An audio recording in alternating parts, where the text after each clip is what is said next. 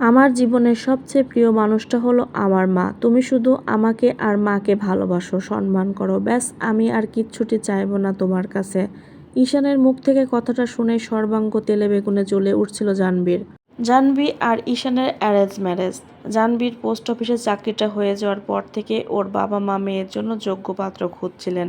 কিছুদিনের মধ্যে পেয়েও গেলেন ম্যাট্রিমোনিয়াল সাইটে। পাত্রের নাম ঈশান চৌধুরী, আইটি সেক্টরে কর্মরত, মাইনেও বেশ ভালো। একদিন ঈশানের বাবাকে ফোন করে ওদের বাড়ি চলে গিয়েছিলেন জাহ্নবীর বাবা মা, ওকে সাথে নিয়ে। মেয়েকে দেখেই ঈশান আর ওর বাবা মার খুব পছন্দ হয়ে গিয়েছিল, বিশেষ করে ঈশানের মা। জাহ্নবীকে দেখেই হাসি মুখে বলেছিলেন, আহা কি সুন্দর লক্ষ্মীমন্ত মুখখানা তোমার। ব্যাস, অরুণবাবু আর প্রতিমা দেবী দেরি করতে চাননি। তোড়জোড় শুরু হয়ে গেছে চৌধুরী বাড়িতেও। বিয়ের আর মাত্র পাঁচ দিন বাকি। এর মধ্যে একদিন ঈশান জাহ্নবীর সাথে আলাদাভাবে দেখা করে কথা বলতে চাইল। একটা কফি শপে মিট করলো ওরা, আর সেখানেই কথার মধ্যে মায়ের কথাটা পড়ল ঈশান। জাহ্নবী চুপচাপ বসে শুনছিল, আধ তো হাসি দিচ্ছিল, কিন্তু ভেতরে ভেতরে চলে যাচ্ছিল। বাবা মা দুজনেরই আমার খুব কাছে জাহ্নবী, কিন্তু জানোই তো মায়ের সাথে ছেলেদের একটা আলাদা সম্পর্ক থাকে, ঠিক যেমন বাবার সাথে মেয়ের থাকে। তুমিও নিশ্চয়ই আঙ্কেলের প্রতি সেরকম আলাদা একটা টান অনুভব করো। রাগে দাঁত চেপে সে হেসে বলেছিল, হ্যাঁ ঠিক তাই তো। তাহলে নিশ্চয় মায়ের সাথে আমার সম্পর্কটাও বুঝতে পারছো তুমি। অবশ্যই। বাড়ি ফিরে এসে রাগে গজগজ করতে করতে বেস্ট ফ্রেন্ড শান্তাকে ফোন করলো। শান্তা, বিয়ে হয়েছে বছরখানেক। কিরে জানো, এত রেগে আছিস কেন? কি হয়েছে? আর কি হয়েছে, কপাল পুড়েছে আমার। সবার কি তোর মতো কপাল হয় ভাই? আরে ইয়ার, হয়েছেটা কি সেটা তো বলবি। আর বলিস না, যে ছেলেটার সাথে আমার বিয়ে ঠিক হয়েছে তার সাথে আজ দেখা করতে গিয়েছিলাম। তা সে তো ভালো কথাই, প্রত্যেকটা কথায় মা মা করে যাচ্ছে, যেন মাই তার জীবন, তার দুনিয়া। ইস, শেষমেশ আঁচল চাপা ছেলেকে বিয়ে করতে হবে। সে কি রে, তোর লাইফ তো পুরো হেল করে দেবে মা ছেলে মিলে। জানিস তো, এইসব শাশুড়িগুলোর খুব ইগো থাকে। জানেই তো ছেলে কেমন মাথায় তুলে নাচবে, তোর সাথে খারাপ ব্যবহার করবে, আর এদিকে নালিশ করলে তখন ন্যাকাকণা জুড়ে দিবে। এই বিয়েটা তুই কোনোদিন সুখী হবি না জানো, শিগগির বিয়েটা ভেঙে দে। আরে বাবা, সে আর জানি না আমি। আমার বাবাও বিয়ের আগে এইভাবে মা মা করতো।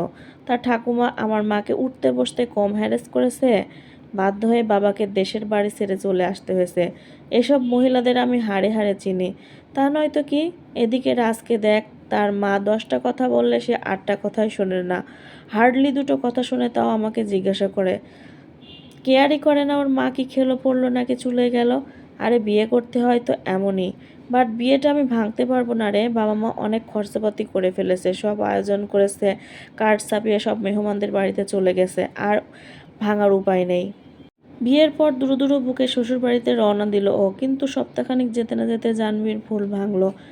শোভাদেবীকে ও যেমন ভেবেছিল তিনি একেবারেই তেমন মানুষ নন, বরং একবারে মাটির মানুষ।